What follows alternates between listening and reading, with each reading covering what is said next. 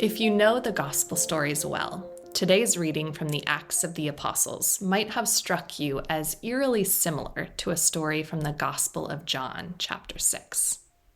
In Acts, Peter and John encounter a man lame from birth who is daily brought to the temple gate to ask for alms. In John, Jesus encounters a man near the pool called Bethesda, who had been lying there for 38 years, perhaps all of his life, waiting to be healed. After years of suffering day in and day out, these men are healed with a simple command. In the gospel, Jesus says, "Rise, take up your mat, and walk." In the Acts of the Apostles, the disciple Peter calls upon this Jesus and says that powerful line, "I have no silver or gold, but what I have I give you. In the name of Jesus Christ of Nazareth, stand up and walk." I have to imagine that after a lifetime of suffering, this man was far happier to receive that offering than any amount of gold or silver. What makes these two stories come together for me is the power of being seen. The man in the Gospel of John tells Jesus, "Sir, I have no one to put me into the pool when the water is stirred up. While I am on my way, someone else gets down there before me."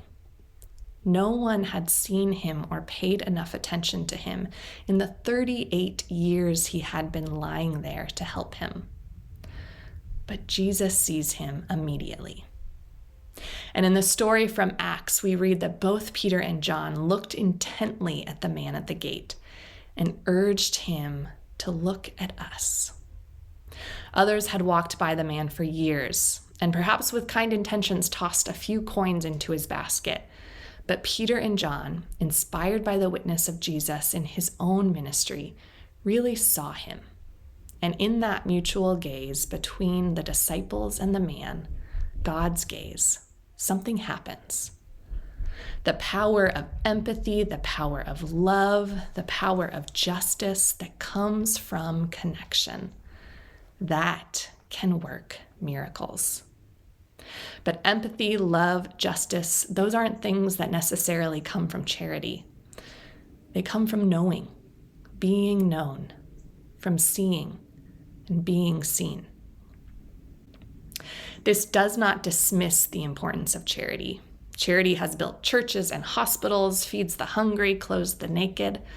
But today's reading reminds us that we all have the power to make change, to transform our world. Peter had neither silver nor gold. You may be well aware of things you lack. But if we are united in faith, if we stop and really see one another, if we let ourselves experience the conversion that happens in uniting with someone who is different than us, miracles can happen far beyond what money can offer. Look intently at the world around you. What do you see?